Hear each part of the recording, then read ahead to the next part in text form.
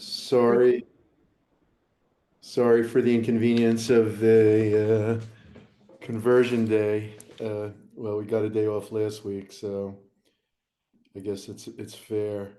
I was just reading the newspaper, the Wall Street Journal, and as people are coming in, I'll show you the headline. It says office office landlord defaults are escalating as lenders brace for more distress. And basically, they're talking about a high-end office building in Midtown Manhattan. But I think this kind of issue has a lot of importance for us in our day-to-day lives, but also as investors, because what causes, does anyone know why there's suddenly a lot of defaults in commercial real estate at this point? Can anyone tell me what the reason is?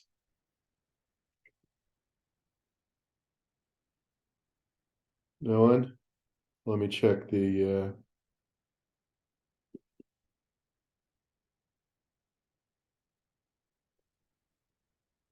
admit.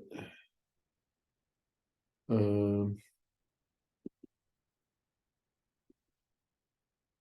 well, basically, what causes it is that let me see the chat. That's okay. No one put anything in. So basically, what causes it is the rising interest rates. All right. So rising interest rates have a huge effect on the stock market and the bond market, of course, but also real estate. And what can easily happen is that prices of apartments can go down, which actually might be good for some of you if you haven't purchased an apartment yet and you're thinking maybe at some point you would like to buy a home or a house or an apartment. The prices are susceptible to changes in interest rates. And so while it's bad for people who already own a house or an apartment, uh, it's good for people who are shopping for them in the sense that they're cheaper. But the problem is that it's harder to buy because the interest rates are higher. So it's, you squeeze the balloon and it gets bigger or smaller in one way or the other. But part of that equation is that the job market gets worse as interest rates go up. So far that hasn't happened, but a lot of investors are thinking that's a bad thing, because if there's still a strong job market, which there is, that means that inflation won't go away anytime soon. And so the Fed will need to raise interest rates further. And so markets will fall further. And so what could happen is the values of homes and apartments and commercial real estate, et cetera, could, and the stock market, I have to say, could fall. So this is like a kind of a time when a lot of normally a lot of people are afraid of markets and it's going to go down and blah blah blah. But this is a time when there's real reason to believe markets might go down. There's a substantive thing. I'm not talking about extraneous events, exogenous variables that it might occur or might not occur, like the nuclear war in Ukraine, which is another thing. But basically, this is like a policy that's being adopted. And so a lot of people in the business world are deeply concerned about this issue. Okay, so before we get started, I'll take attendance. I forgot to take attendance in my class, one of my classes yesterday, on Monday, sorry, on Sunday. So I'm going to do that first so I don't forget. And uh, then we'll get started with the discussion of attitudes, which is the material for today. So Syed Abbas, Syed Ahmad, Here. hello. Hey. Samima Akhtar. Good morning, Professor. Morning, Samima. Alessandro Alessi. Alessandro. David Batesh.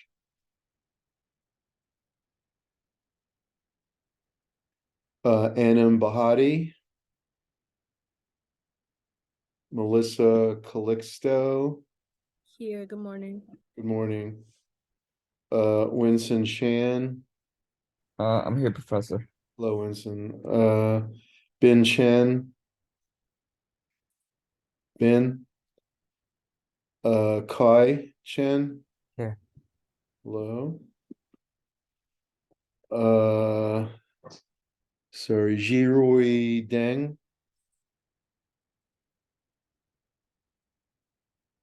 Farhan Iram. Good morning, Hello. Professor. Morning. Brianna Faustin. Here. Hello, Brianna. Steve Fenn. Here. Hello. Jonathan Gonzalez. Here. Morning. June Grant. Here. Hello.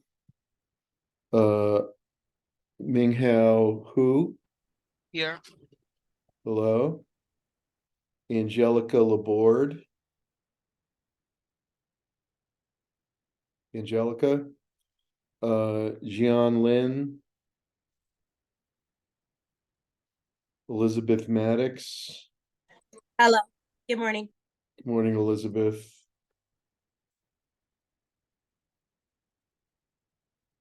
Rochelle Mendez.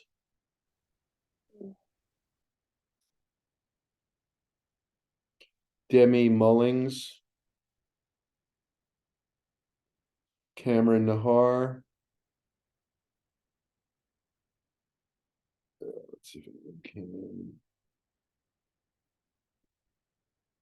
I hope people didn't forget it's conversion day. Nicholas Neglia. Here. Low. Aquino Olivier. Jenny Perfecto.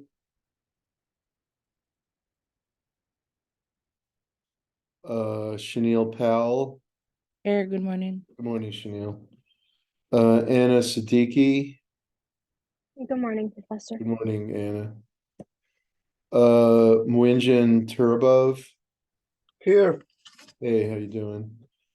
Jaron Walls. Jaron. Yiwen Wu. I'm here. Yiwen. Good morning. Good morning. Kristen Yip. Anita Professor, good Zhao. morning. Is that Kristen? Yeah, that's Okay, good morning. Anita Zhao. here. Good morning. And sorry, my eyes are not catching this. Jingrang Mei. Jinrang Mei. Okay, here's Alessandro. All right, well, we got about a third of the class, 2/3 of the class anyway. Okay, sorry. Again, sorry for the conversion day. I'm gonna call off the names of the people who were not here the first time I called the name. So if you're here, let me know. Syed Abbas, Samima Akhtar, Alessandro Alessi. Here. Hello. Anam Bahati. Winston Chen. Oh no, I'm sorry, Winston is here. It was Bin Chen. Uh, Jirui Deng. Angelica, Gian, Leon Liu, Rochelle Mendez, Demi Mullings, Cameron. Here. Who's that? Demi? Rochelle Mendez. Rochelle? Okay. Gotcha. Demi Mullings, no, Cameron Nahar, Nicholas Neglia. No, I had Nicholas. Sorry, Nicholas, I had you. Aquino Olivier, Jenny Perfecto, and sorry, Jaren Walls, and Jinrang Mei. Okay. All right. Cameron, you're here?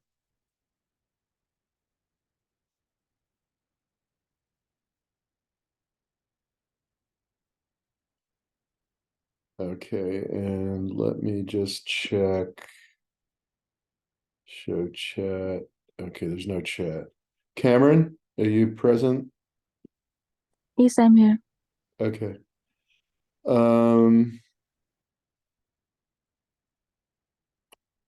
Okay, so I'll keep this, probably get some latecomers. So today we're going to talk about attitudes.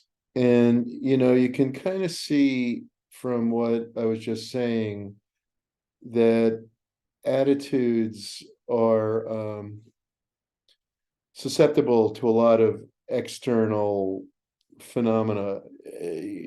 Psychologists and the material in your book looks at attitudes in a focused way, in a narrow way, and it kind of views them as they're not independent variables. They're dependent on a number of factors, such as the kind of training people get. And your book makes clear that attitudes can be improved, that managements can change attitudes. I think that's unquestionably true.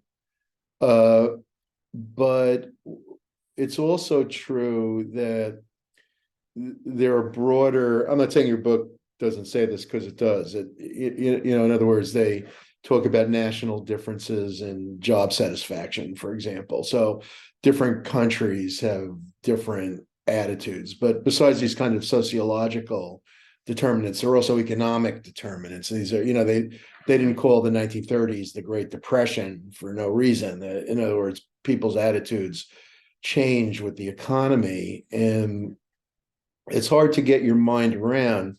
In the chapter, a lot of the national differences in job attitudes are cultural. It's evident, you see, but part of it is the wealth of the country.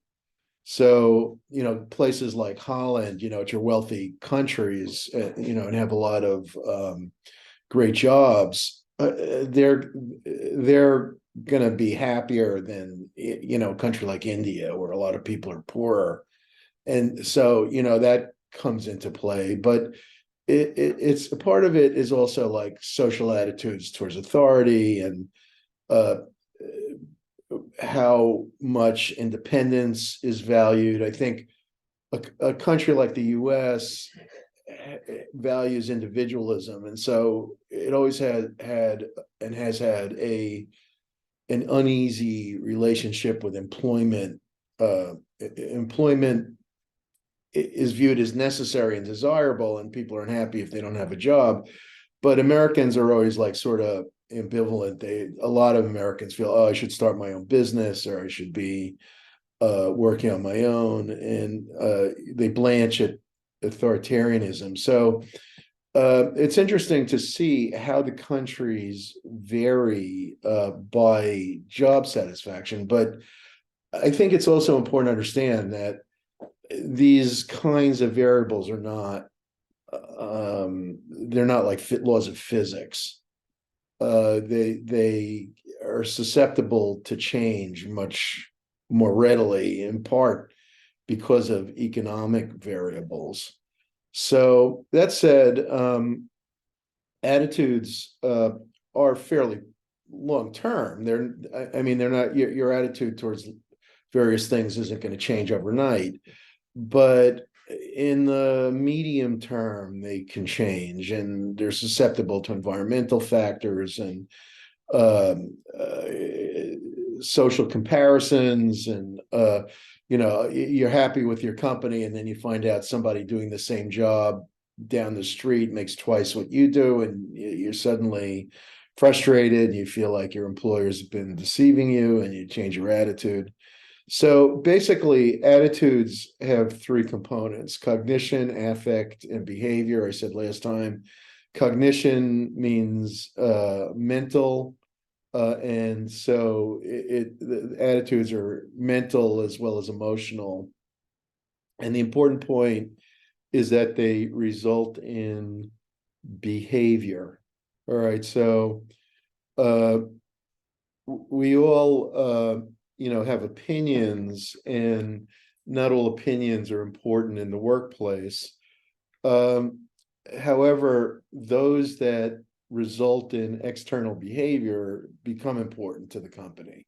And so attitudes are of interest. But the kind of attitudes that your book focuses on are fairly narrow. So, things like organizational identification, how committed you are to the organization. To what extent do you define yourself by the same categories that define the organization? If you identify with a company, you're going to have positive job attitudes. One big issue then is the change in employment relations between permanent work that was, true in the 1970s and earlier 1950s. In the 1950s, a labor economist wrote a piece, The New Industrial Feudalism, and he claimed that the country had gone from a free market country characterized with an actual labor exchange where people were changing jobs a lot, to one where there was like a long-term employment relationship, and people had long-term jobs just like serfs. And that idea may have been true in the 50s. A.M. Ross was the economist. He's a well-known labor economist, Arthur Ross. And the point is that that's been undone. We don't have that anymore. And that came about in part because of globalization. I think in part because the idea expressed by Alfred Chandler in his book, The Visible Hand, that economies of scale are crucial to industrial efficiency, was recognized by the 1980s to be only a half truth. And other factors can trump scale, can trump size and be more important. So flexibility and ease of management, these kinds of things. And this was recognized by Ronald Coase in the 1930s, who wrote about the optimal, what determines why do organizations exist at all? What determines the optimal size of an organization, and why should an organization exist? Those are really the same questions. And the answer is the transactions cost, the cost and benefit of organization. So the more difficult it is to keep an organization together, the higher the cost of organization. At a certain point, it stops being efficient and such organizations will decline. Chandler didn't really recognize that. There was kind of a belief that bigger is better, that scale is indefatigable. And this, of course, was associated with the I think ongoing fear of trusts and monopolies that motivated the Sherman Antitrust Act in 1890, but I think continues to frighten people even now. So basically, our attitudes toward the place we work is going to be driven by how permanent our employment is. And because the industrial managers realize that you don't have to have bigger and bigger companies, that conglomerates with more and more units are not necessarily more efficient. And when you study strategy, you'll see why they concluded this. So, you know, the idea of the core competence of the corporation meant that multi-variable, multi-unit conglomerates with highly divergent units, like doing things like IT&T was in baking and hotels and electronics and all kinds of things, that kind of structure doesn't really work that well. And so the costs of organization are too great.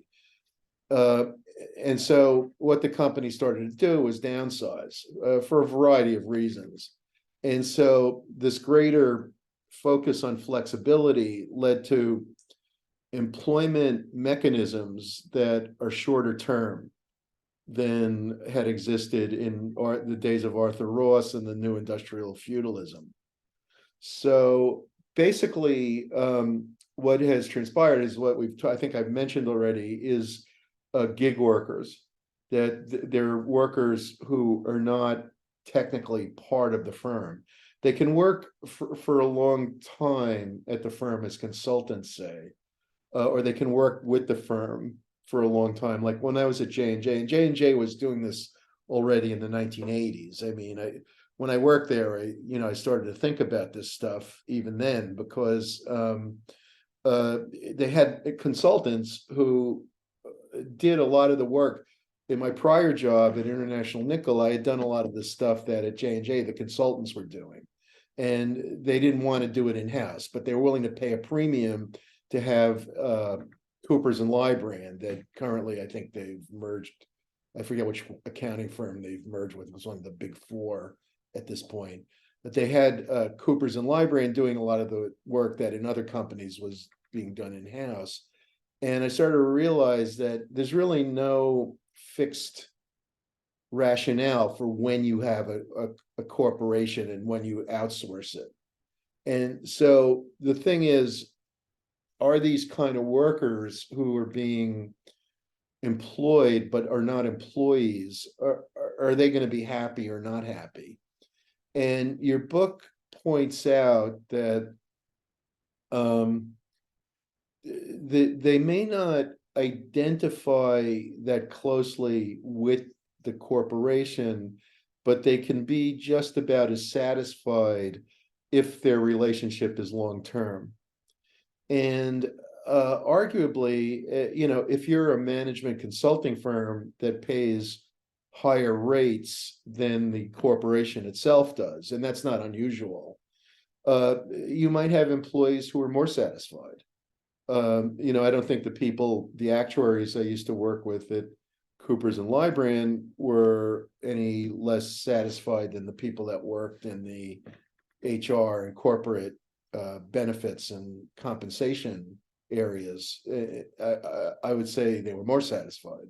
So I think this effects of gig employment depends a lot on the nature of the gig. If the gig is very uncertain, it's not well compensated, clearly people are not going to feel happy, which isn't to say that compensation drives job satisfaction. That's not true. But I think people who are perennially lower paid are going to tend to be less satisfied over people who are perennially high paid. But if you control for the type of worker, like, you know, people with college degrees, with bachelor of business degrees, and such people get certain kinds of jobs. If you control for that, then they may not be any more satisfied than people who don't have degrees and work in lower jobs. But if you compare such people to each other, there's going to be a very wide range of job satisfaction. So as your book points out, there is a link, there is a correlation between job satisfaction and pay, but it's very loose. It's very, very weak. And the reason I think is that this kind of study omits a crucial variable, that people have a human capital endowment that they've gained by investing in themselves. And this is well known to labor economists. And part of that human capital endowment is how much time you've spent on your health and exercise and diet. And part of it is how much education you've received. And so you make these investments in yourself, and then you rightfully expect a certain return. So the question isn't so much what is your pay. If you've made no investment, then you could be satisfied with relatively low pay. It's like if I invest $5,000 in something and I get a $1,000 return, I'm very happy with that and I'm satisfied. But if I invest 100,000 in something and I get a $1,000 return, I'm less satisfied, because it's the difference between a 20% return and a 1% return. So you have to control to look at the effects of pay on job satisfaction. You have to control for the human capital endowment. And so you can't really talk about a blanket correlation like that. So I think those kinds of conversations are misleading, whether pay does or doesn't affect job satisfaction. If you're a medical doctor and you've chosen to work for Doctors Without Borders, and you're making a major sacrifice to save humanity, you're going to be satisfied with what you do if in fact you're saving humanity. I mean, if you did that and then they put you in a back office and do some uninteresting work, then maybe not. But and the pay is really irrelevant. But so I mean, job expectations and human capital endowment. If you're a medical doctor and you go to work as a brain surgeon because you want to make $1 million a year, and you end up making say 300,000 a year, you might be dissatisfied. But somebody who went to school with a high school degree and found themselves working in advertising and ends up making $300,000 is going to be like ecstatic. So the same pay can have totally different meanings to people. And so, unless you talk about things like human capital endowment, I don't think talking about a correlation between pay and emotion is all that meaningful. So that's just a caveat to what the book is talking about. So and the idea of organizational identification, the extent to which employees define themselves by the same characteristics that define the organization, is very, very important. And so if you get employees who are heavily identified with the firm, they're going to be committed. And this is related to an organizational culture that's highly committed. And so a management should want employees who are committed. And the result is, of course, more effort, more output, more creativity, more innovation. And it's also related to ethical behavior, and that could go either ways, like we saw with Enron. And you see that, like in the movie The Firm with Tom Cruise, they're committed to a firm that's basically a criminal organization. Turns out to be a criminal organization, but the people there are all committed to it anyway. So basically, the organizational commitment can induce ethical as well as unethical behavior. And ethics, and this was first recognized by Chester Barnard, the one of the founders of management theory, who had been a CEO at New Jersey Telephone, which is, I guess you'd say it's part of Verizon now. Yeah, I think Verizon. And he argued that really what executives should do, the function of the executive, the title of his book was The Function of the Executive, is to shape the moral codes of the employees so that they're highly committed. And this is still to this day a critical task. And of course, a firm that has loosened the ties with employees by using gig work is going to be somewhat less focused on that, but you can still do it. You can still induce a high degree of commitment, even if the economic relationship is somewhat looser than full-time employment. And you do that by having part-time,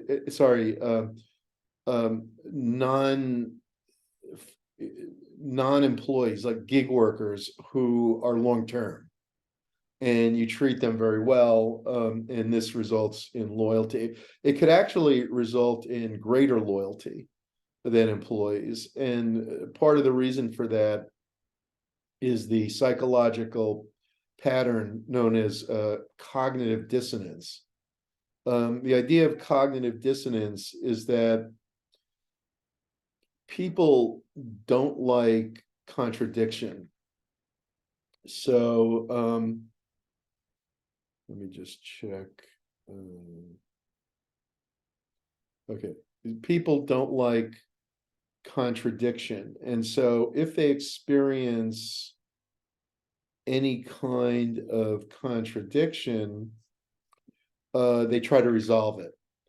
So this idea was first studied by a guy named Leon Festinger, who did an experiment where people turned square pegs in a hole a quarter turn, and he paid some of them a lot and some of them a little, and he expected the ones he paid a lot to be more positive about the experiment, but in fact the ones he paid a little to were more positive. And in parsing why that might be, he realized that the ones who were paid a little had to justify their participation, whereas the ones who were paid a lot didn't. So the ones who were paid a little adopted a more positive response because they couldn't otherwise justify the mistake of having participated, and so they changed their mindset to make it seem like they had made the right decision. So basically, one thing that people will do, like if you pay to take a training program, let's say you pay $600 to take a training program, and you take the program, and then the end of it, a lot of people will be positive, but if you look at what they actually covered in the program, it wasn't that important. But the reason they're positive is they justify in their minds that they took the program. So in other words, we see this in 12 o'clock highs. We just did a discussion board in my management skills class on it. We're going to do it in this class too.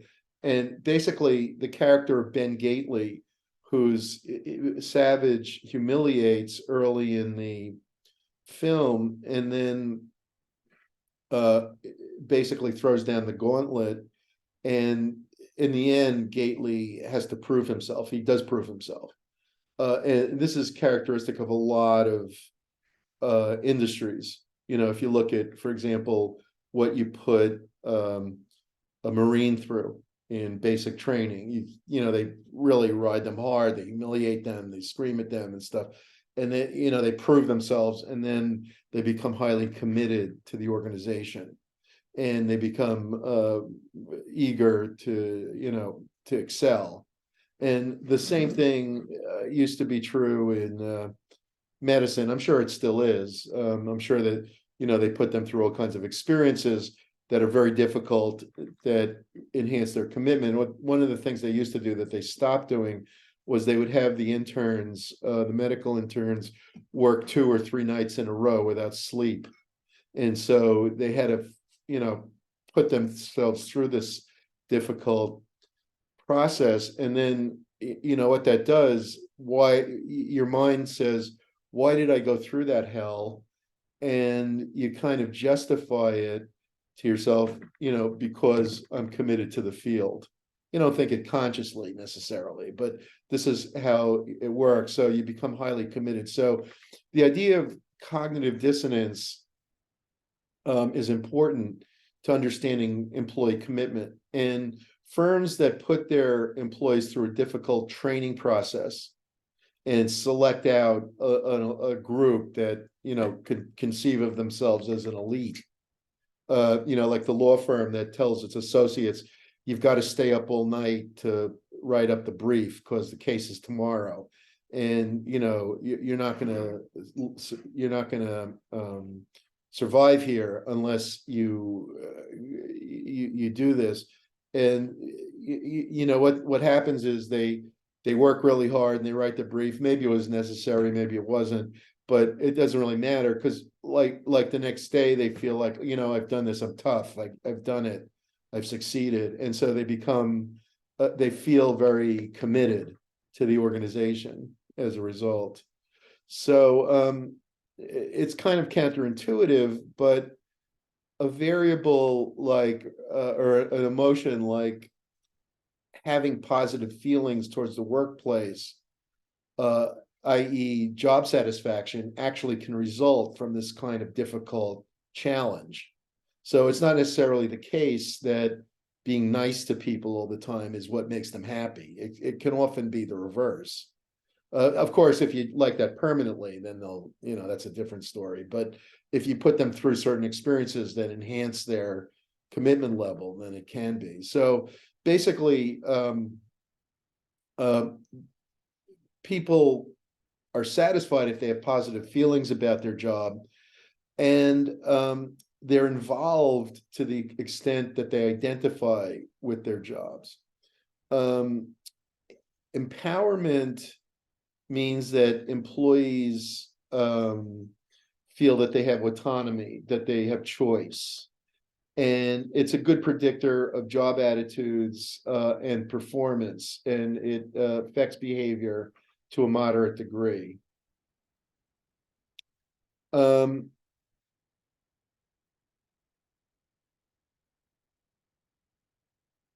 Some of the things that affect work attitudes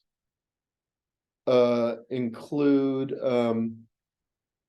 organizational support, the degree to which employees believe that organizations value their contributions.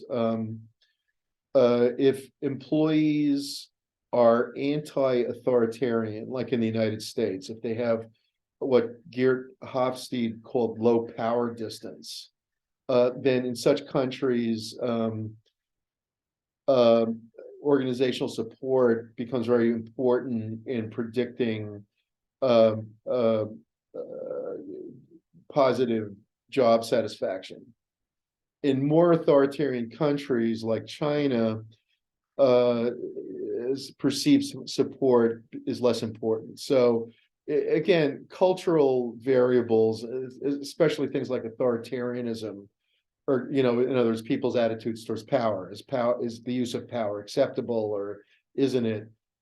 These kinds of attitudes are going to modify the extent to which people are satisfied with their jobs. The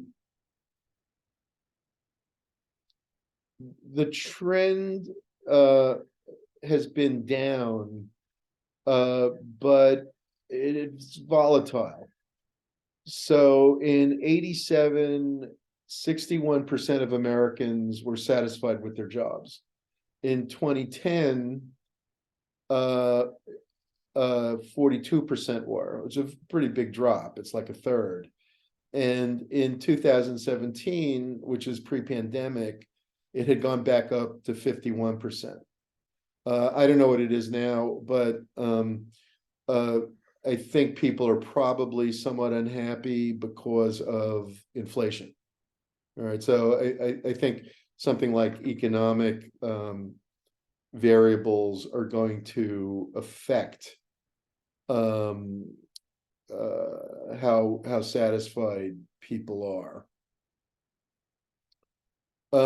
Why do people like their work? People are satisfied when their interests match their jobs.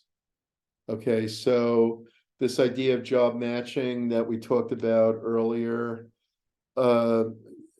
basically you want to find jobs that match your interests, okay? And this is what we talked about with what color is your parachute as well. So basically, people who think they're going to take the first job offer they get, they're going to look for any job in any field, and they're going to take the highest offer, are fooling themselves. Okay, or if you say, well, my brother is in a business, so I'm going to work for my brother. It may be that that's what you want to do, but is that really what your interest is? Are you maximizing your future job, your future personal satisfaction that way? Or are you just doing what's easy? So there's a lot to think about at your stage in life, and unfortunately there aren't a lot of guideposts. So a lot of times a lot of people never even hear about any of this, and then graduate from college, and then they have to take a job, and they take the first offer they get, and then they regret it for the next 30 years. Their mother wanted them to be an accountant, so they become an accountant, and they hate it for the next 30 years and die of an ulcer or something. So I'm not saying it's that necessarily that bad, but I think it makes a big difference if you think carefully about what it is you're going to do. And if you can't decide, I mean, if you don't know what it is you're going to do, then pick something that you enjoy, that, maybe it's not something you ever thought you wanted to do. Like you like to cook. So why not become a chef? Or you enjoy entertaining, so open a hotel. People often don't think in this very flexible way, and think because, oh, it's a prestigious thing to be an accountant, so I'll be an accountant. But what I really like to do is draw. And I had someone tell me that last spring, less than a year ago, and it was actually about her daughter. And I said to her, why, if you like to draw, why don't you think about good careers in commercial art? There are a lot of lucrative careers. And she was telling me that her daughter liked art and was making money at it already, even though in high school, but was studying STEM science, which is a great thing. Don't let me discourage anyone from doing that. There aren't enough people who do it, but she was studying STEM because she thought that's where she could get a job. And I said to her, don't you know that art directors in advertising make $500,000 a year? I mean, wake up and research this, and you can do the thing you like and make good money. So there's a lot to think about. Now, years ago,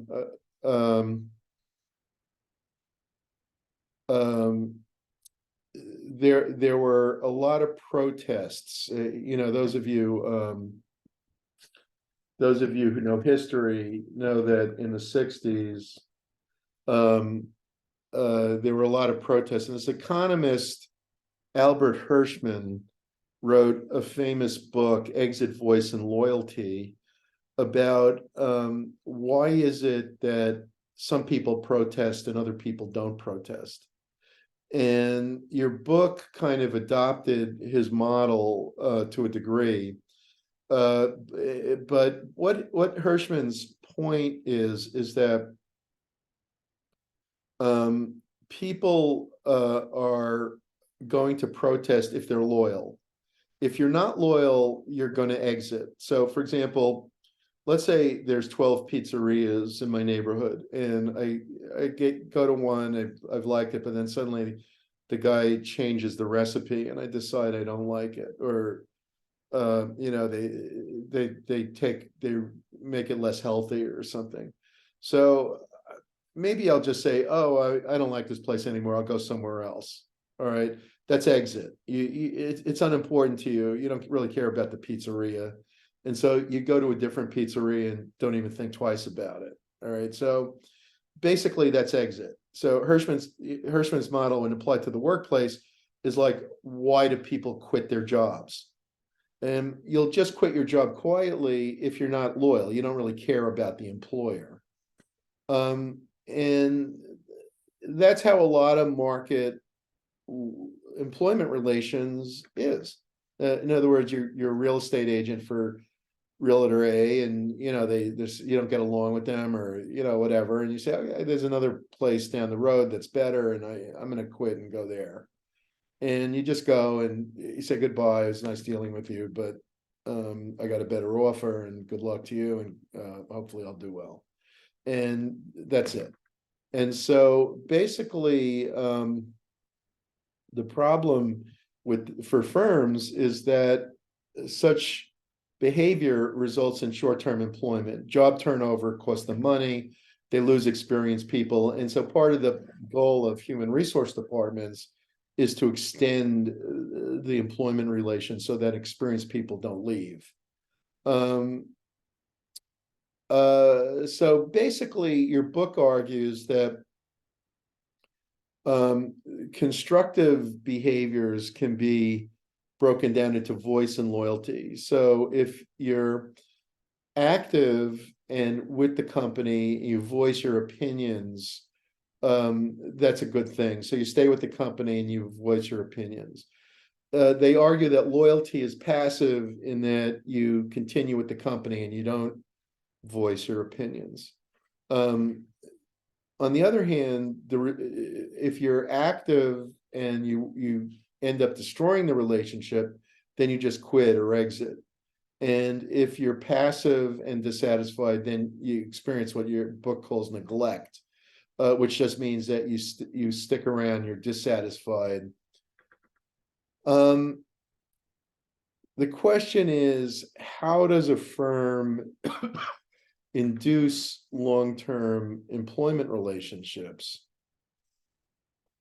And arguably, that's where the whole question of culture, the concept of cognitive dissonance leading to engagement, job engagement. So you're engaged with your work, structuring work so that it's interesting. And we'll talk about some of these things when we talk about motivation. So if you make work interesting, if you give people autonomy, if you give them a variety of tasks, if you give them a challenge, if you give them support, then these things are likely to cause them to stick around more, whether they're gig workers or full-time employees. And so they will be more satisfied and therefore stay with the company. One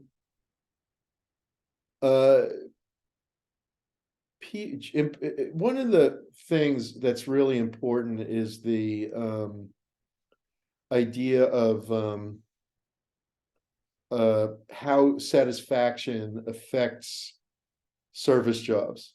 And that's a really important, if you're running a store and you have an unhappy employee and they badmouth the store to the customers, this is a disaster. And this happens. I've seen it firsthand. So I think a big part of management in the service industry is thinking about how to induce positive job attitudes, how to induce job satisfaction in the employees. Now, the opposite of that is counterproductive work behavior, CWBs, your book calls it. Counterproductive work behaviors are where the employee does something dishonest or destructive, or does something against the interest of the corporation, breaches their fiduciary duty. The concept of fiduciary duty, and I'm going to put this on the screen. Your book doesn't mention this, but it's extremely important. It's like, if you're going to work in business or actually in government, or anything, whether it's law, investing, whatever, fiduciary duty means that you have a duty of commitment to the company. Part of that is that you're supposed to be loyal, not in the sense that the OB people mean it, not in the sense that you're going to stay there forever, but that while you're there, you're not supposed to do anything against the interest of the company. And if you do, that could be a tort, a legal wrong, and you could be sued for it. So basically, all employees have a fiduciary duty. So if you're working for General Motors and they have a secret approach to one of their components, and you take that information and you sell it to Ford Motor Company or Tesla, they could then sue you for damages. And so all of us now, sometimes this comes up in politics because it seems to me that politicians don't believe themselves to have fiduciary duty. They're constantly doing things that, in my opinion, are corrupt. And in fact, legally, there's no reason why they don't have fiduciary duty. In fact, it should be a higher standard for them, because if you breach fiduciary duty to the state, you're basically committing treason. But increasingly, we don't see that sort of attitude among our political class. So basically, fiduciary duty is a very important concept. All employees owe fiduciary duty, and it's been extended aggressively to the financial field. So those of you who are interested in careers in investment advising, there's a whole category of those jobs that involve becoming a fiduciary. And so you owe a duty of loyalty to the employee. Most of the time in corporate America, people who work in a firm, especially the top executives, but everybody, owes a fiduciary duty to the firm they work for.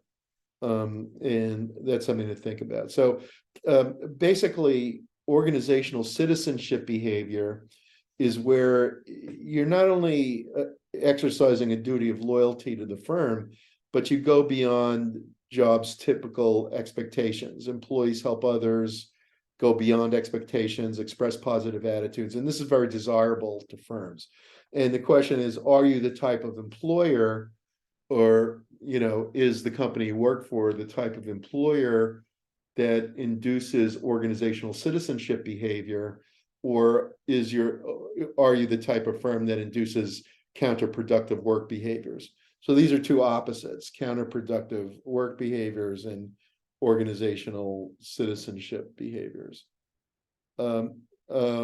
So basically, people who are dissatisfied, obviously, are going to be more likely to engage in counterproductive work behavior, which I think there's probably a stronger connection between motivation and dissatisfaction than satisfaction. I think people who are deeply dissatisfied are more likely to do counterproductive things than people who are highly satisfied are likely to do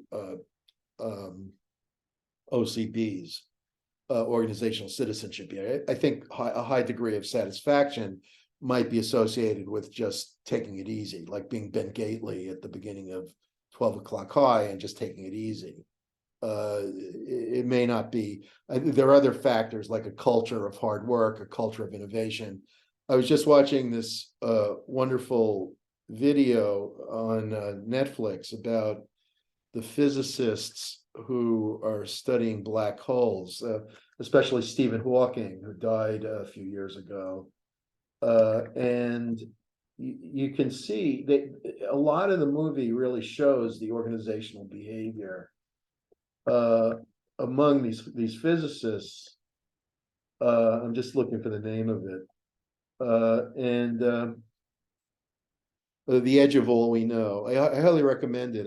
I was like, very fat. Some of it, the cinematography is a little overstated. It's not, the director isn't the best one out there, but the whole thing is wonderful organizational behavior.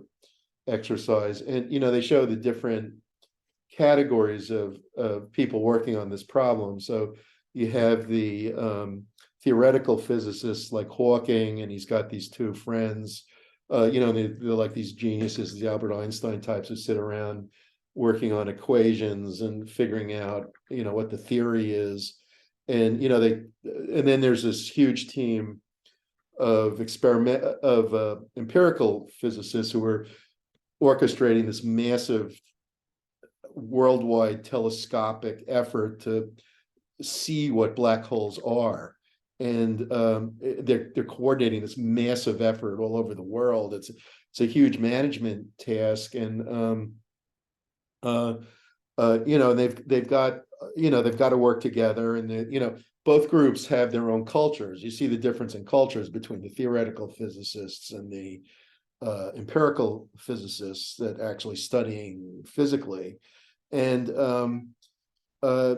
they also show you philosophers of science who are, interpreting philosophically, because the concept of black holes has a lot of implications, and it's really a debate about epistemology, about the structure of knowledge, and it's actually related.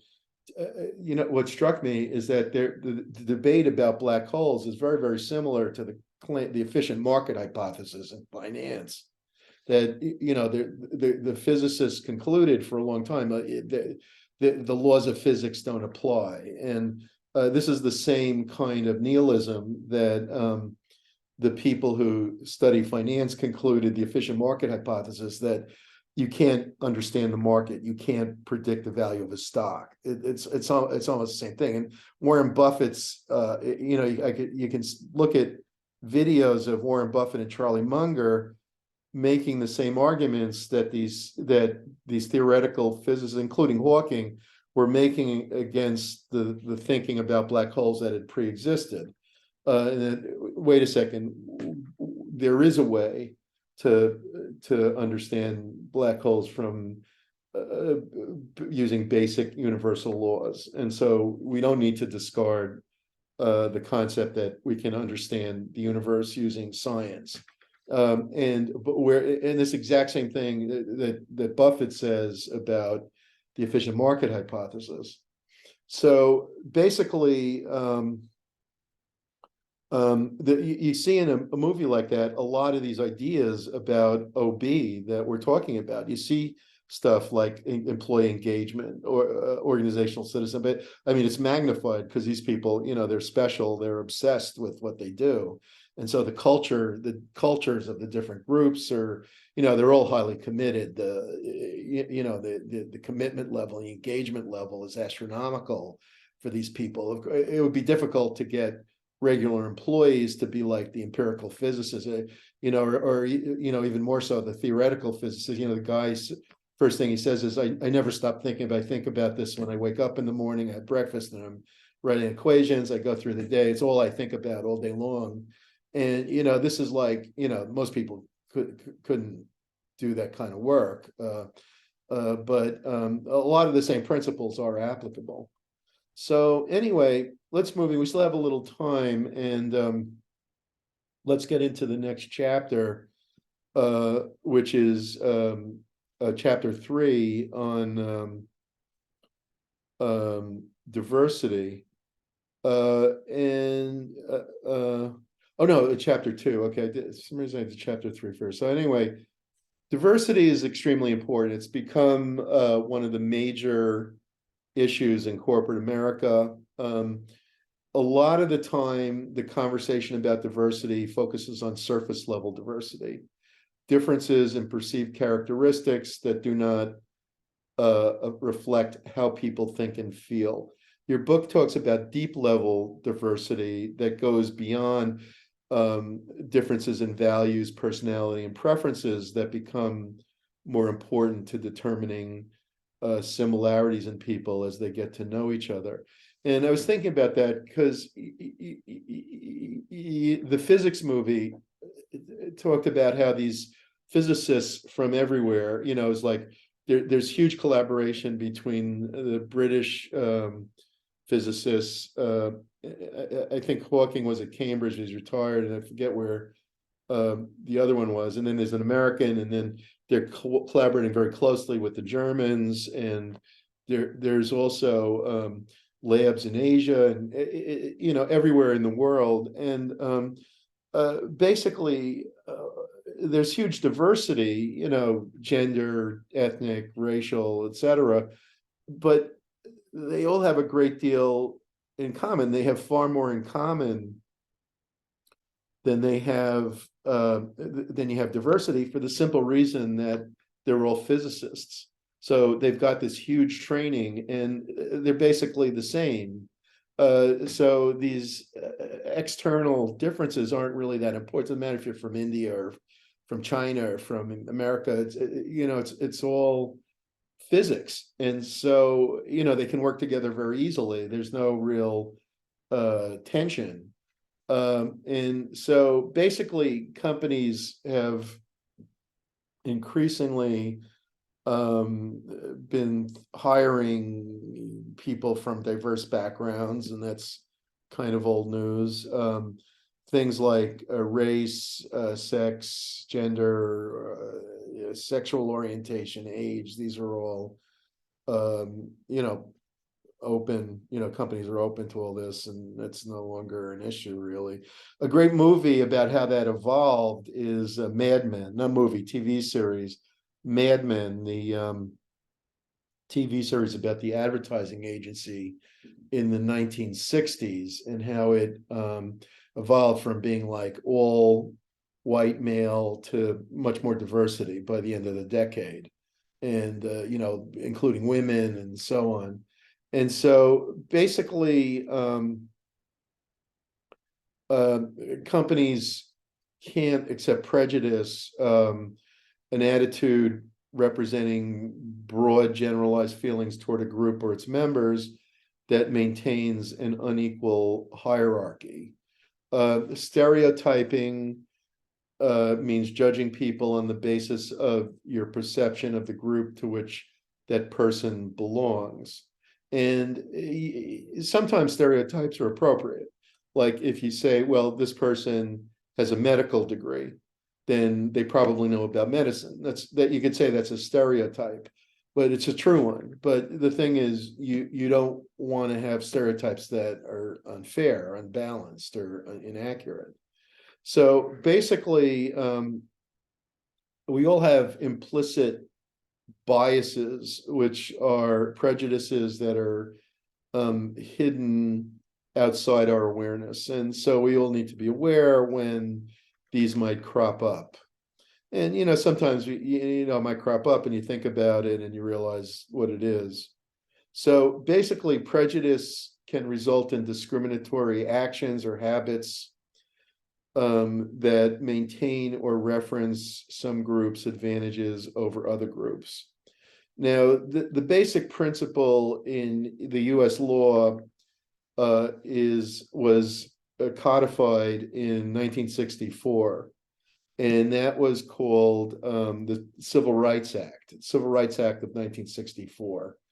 And the idea in the Civil Rights Act, especially Title VII of the Civil Rights Act, which concerns equal employment opportunity for concern in 5 categories: race, gender, color, meaning dark hair, light hair, color, national origin. So do you come from France or England? And last one is religion.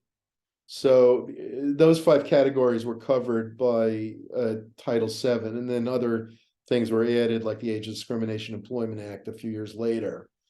And so basically, and a big one was the Americans with Disabilities Act in the early 90s. And so what these laws did was say you can't discriminate in this way or that way. And that was another thing about that physics movie, is that Stephen Hawking is a great illustration of how someone with a huge disability, I mean, his disability is almost total. I mean, it's really, he died, of course, a few years ago. It's almost extreme. And I think there are a few groups that are stereotyped and discriminated more than people with disabilities. And they're still almost never hired. Very, very rare to see people with disabilities in the workplace to this day, despite the ADA, the Americans with Disabilities Act, and a reasonable accommodation that's often made in ramps and toilets and stuff.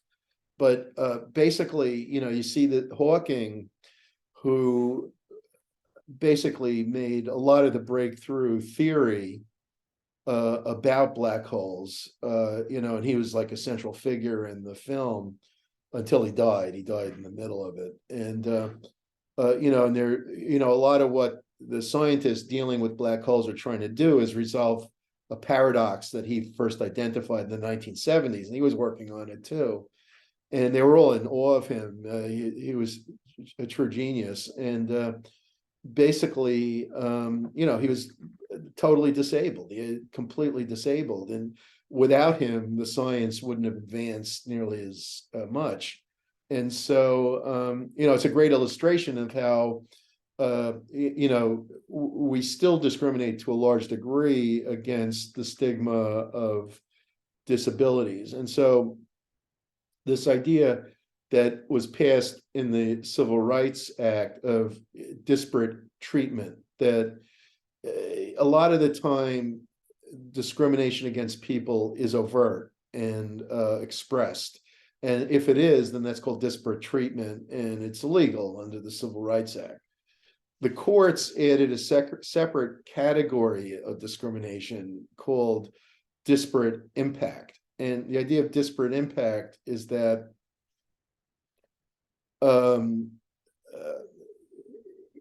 if two groups are selected using some kind of objective measure, and there's a differential hiring rate between the two groups, it could be any kind of measure. It could be a job interview, or it could be a test of any kind. And job interviews under the law would be called a test, incidentally. If you have a significant difference in hiring rates, or if the rate of one group is at least 20% below the rate of the other group, then that's called disparate impact. That doesn't mean the company's discriminating. That in itself doesn't prove discrimination. But what that does is it puts the burden of proof on the company to show. If somebody sues and they show that there was a 20% difference in hiring rate, the burden of proof falls on the company to show that the selection method is valid, that it actually is job related. And when I teach HR, we go into this a little more detail, but the idea is that the company needs to show that there's a statistical correlation between the score on the test and the score on the employment ratings. So if the employees do well, if the employees who do well get higher scores on the test, then the test is job related, and there's no discrimination. But if there's disparate impact and the score on the test doesn't correlate with job performance, then that's discrimination. So the companies have to validate the test. They have to show that they cared about validating the test. And the strange thing is that despite all the protestations about diversity and equal employment and all this, very, very few companies validate their selection methods. Only about a third. When I say very few, it's like a third. So basically, you got to wonder about that and why companies have been lazy about validation. That's a subject for my HR class. So basically, one thing, with the discussion of Stephen Hawking, is that stigmas are attributes that are, well, oh, I see. Stigmas are attributes that are concealable. No, I see. Stigmas are attributes that cannot be readily seen. Okay, so that's different from Hawking, such as gender identity. Okay, so I think that's a word game. To me, a stigma doesn't mean that, but in any case, there are certain things that are considered discriminatory that people can hide, and so that creates its own set of issues. And intersectionality means that identities interact to form different meanings and experiences, and people can be viewed as mosaics of different characteristics. And this is the kind of thing that HR has been talking about now with diversity. So basically, fault lines of perceived divisions that split groups into two or more subgroups based on demographic differences can create sources of discrimination. Okay, so that said, I've got a little bit more to talk about Hofstede. We need to talk about cultural differences and cultural intelligence, and so I'll finish up this diversity stuff next time, and then we'll move on to the next material, and I'll send you a little email about that. So are there any questions for today? Can I post the recording? The answer is yes, I will post the recording. Okay, anybody else? You're welcome. Other questions? Okay, well, we're just about out of time, so have a nice morning, and I will see you tomorrow. Don't forget You this too, class Professor. tomorrow. It's a crazy week. See you tomorrow. Take care. You too. Thank you, Professor. Have a good one. Welcome. Take care, and thank you. Professor, Professor. Yes, Ben. do you still take the late Oh, you attending? came late? Yeah, I forgot Okay. today's bottom on the schedule. Hold on, hold on. I hold came on. in late too. Who is that? Jenny, Bing Professor. Chen. Jenny? Is it Jenny? Yeah. Jenny and Ben. Okay. hold Yeah. on. Let me take care of this. Sorry Thank for you. running late. Okay. Okay, Jenny, Perfecto, and Ben Chen. You got it. Yeah. Try to come on time, okay? Okay. Thank you. Okay, anyone else come late? Okay, okay, I got Ben. Okay, have a nice day.